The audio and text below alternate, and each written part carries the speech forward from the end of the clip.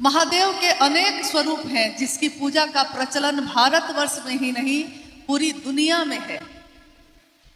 लेकिन महादेव हमारे आपके दिल में नहीं धड़क रहे थे, हमारे घर में नहीं थे। वो मंदिरों में तो थे, तस्वीरों में थे, शिवलिंग में और मूर्तियों में थे, लेकिन हमारे जीवन में नहीं थे। भगवान थे, मेरे अपने नहीं। भगवान मतलब होता ही है जो सबका हो। और साहब ने बड़ी महत्वपूर्ण बात कही। उन्होंने कहा कि जो सबका होता है वो किसी एक का नहीं होता, क्योंकि जो सबका होता है उसकी परवाह कोई नहीं करता। मेरा होगा तो हम परवाह करेंगे, लेकिन सबके हैं आप तो हम सोचेंगे कि सब तो है आपके लिए, हम क्यों, सिर्फ हम क्यों। और साहब ने कहा कि महादेव सबके हैं, इसीलिए किसी एक के नहीं हो पाए। सबसे पहली पंक्ति उन्होंने यही कही कि महादेव का जो भी ध्यान आता है उस महादेव का वही ध्यान करिएगा और कहिएगा, हे शिव आप मेरे गुरु हैं, मैं आपका शिष्य हूं, मुझ शिष्य पर दया कर दीजिए। जैसे ही मेरे नाम की घोषणा होती है, आपके नाम की घोषणा किसी ने की होगी, कभी आपने भी बहुत लोगों के नाम की घोषणा की होगी। उस समय को, उस क्षण को याद करिए जिस समय किसी ने आपसे कहा होगा कि आज से और अभी से ये गुरु भाई या ये गुरु बहन, इन्होंने महेश्वर शिव को अपना गुरु बनाया है, इनके नाम की घोषणा शिव के अंतरिक्ष साम्राज्य में दर्ज हो। और कुछ लोगों ने जय घोष किया, कुछ लोगों ने कहा जागा जागा महादेव। ये पंक्ति जैसे गूंजी होगी, आपकी अनुभूति होगी, क्योंकि हमारी भी है, बहुतों की है, कि लगा होगा उस क्षण में कि जैसे कुछ हुआ है, कोई बात प्रवेश कर रही है दिल में, दिमाग में नहीं। कोई बात ऐसी हुई है अभी अभी जो सीधे मेरे दिल में प्रवेश कर रही है और हमारा मन और शरीर रोमांचित हो गया है, कुछ क्षण के लिए ही सही, लेकिन हुआ होगा आपके साथ। यानी ये विचार जो हमारे मन में प्रवेश किया है, इस शरीर में जो मन और दिल और दिमाग रहता है, उसमें उसने कुछ संचरित किया है, कुछ प्रवेश हुआ है हमारे अंदर। क्या हुआ है ये इन आंखों से दिखाई नहीं दिया, इन आंखों से वो नहीं दिखा। बहुत ऐसी चीजें हैं जो आंखों से दिखाई नहीं देती, लेकिन उसके कारण हमारा आपका जीवन चलता है। बहुत ऐसी चीजें हैं। अब आप बताइए, हमारे रिश्ते हैं जगत में, हम आप जीवन में हैं, जन्म लिए हैं तो माँ बाप होंगे। माँ बाप से रिश्ता है, कौन सा रिश्ता है?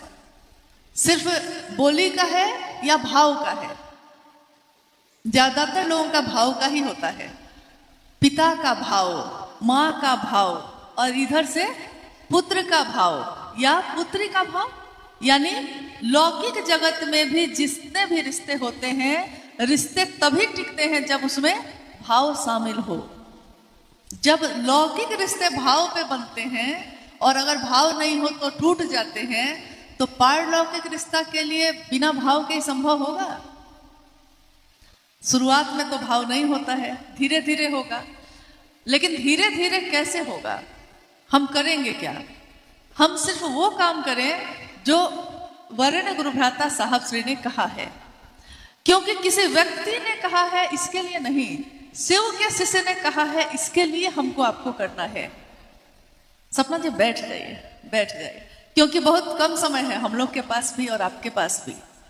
जब से हम लोग बैठे हैं, इतने ही लोगों में कितने लोग आपस में बात कर रहे हैं।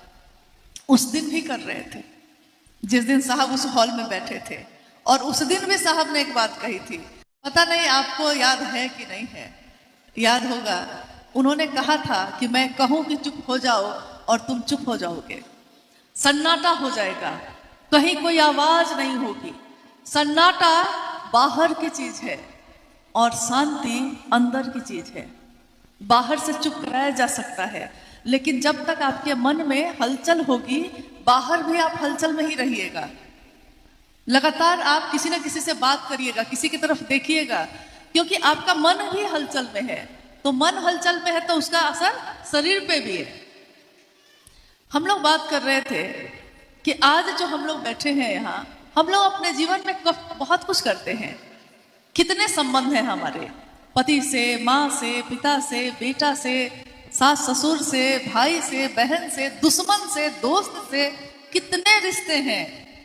हर रिश्ते को हम निभाते हैं। बहुत ऐसे भी रिश्ते हैं जिससे हम कोई उम्मीद नहीं रखते। हम नहीं सोचते कि वो मेरे लिए करेगा, इसलिए हम उसके लिए करें। मेरा बेटा बीमार हो गया और रात भर बुखार में है।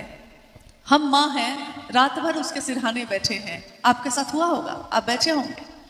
क्या सुबह जब आप पूरी रात आप जगे रह जाते हैं, आपके मन में एक बार भी ये विचार आता है कि बहुत एहसान किया मैंने उसके लिए? नहीं आता है। मेरा बेटा है, हम नहीं जगेंगे तो कौन जगेगा? मेरे पति भूखे आए हैं, आधी रात हो गई है, आंख बंद हो रही है, बुखार लगा हुआ है, लेकिन हम रोटी नहीं खिलाएंगे तो कौन खिलाएगा? मेरे पति है ना। मेरी पत्नी है, दुख में है, उसका आंसू हम नहीं पोंछेंगे तो कौन पोंछेगा? मेरी पत्नी है ना। मेरी मेरी मेरी, यानी जो शब्द में मेरा लगा है उसकी परवाह हम करते हैं, और जिसमें नहीं लगा है उसकी परवाह नहीं करते। साहब ने इतना ही कहा। उस शिव को कहना, हे शिव आप मेरे गुरु हैं। पहला सूत्र, मेरा नहीं होगा तो आगे के दोनों सूत्र भी हल्के हो जाएंगे। जब आप मेरे ही नहीं हैं तो हम आपकी बात क्यों करेंगे? और जब आपकी बात ही हम नहीं करेंगे तो आपको मेरा मन प्रणाम क्यों करेगा? नहीं करेगा। तो शिव की कथा का प्रचलन तो बहुत दिनों से रहा है। हर दिन आपके जीवन में कभी रामायण की कथा, कभी भागवत की कथा, कभी कुछ कथा कथा तो खूब होता है। क्या आज तक के इतिहास में किसी ने कहीं पे पढ़ा या लिखा या सुना है कि चर्चा, शिव चर्चा, ये कभी सुना था किसी ने? हजारों साल के इतिहास में, शास्त्र में, किताबों में, ग्रंथ में कहीं भी चर्चा शब्द का उपयोग नहीं हुआ है। कथा शब्द का हुआ है। कथाएं बहुत है, वो हम सुना सकते हैं, उससे भी हम सीखते हैं, बहुत कुछ सीखते हैं। लेकिन चर्चा यानी बात, हम करें और आप सुनिए, आप करिए और हम सुने, यानी शिव की चर्चा शुरू होती है एक व्यक्ति से, लेकिन धीरे धीरे वो चर्चा परिचर्चा में बदल जाती है। यानी हम बोलते हैं, आप सुनते हैं, आप बोलते हैं, हम सुनते हैं, दोनों तरफ से अब ये हो रहा है। और इसमें क्या होता है, जिसकी बात हम सबसे ज्यादा करते हैं वही हमको नींद में भी दिखाई देता है, ध्यान में भी वही आता है और नींद में भी वही दिखाई देता है। जैसे हमारे आपके घर में हमेशा ऐसा होता है, देखिएगा कि अक्सर शाम के समय में कोई ना कोई भूत प्रेत की बात शुरू कर देगा। हमेशा ऐसा हुआ है हम लोग के यहाँ। शाम में ही करेगा, पूरे दिन नहीं करेगा। शाम में जब अंधेरा हो रहा है उसी समय ऐसा हुआ, ऐसे हम आ रहे थे तो ऐसी घटना हुई, फिर हम डर गए, एक छाया थी, मतलब ये सारी बात। और जो सुन रहे होते हैं वो लोग कहने लगते हैं, अभी मत बोलिए, रात में नींद भी नहीं आएगी। देखिए बात का कितना प्रभाव है।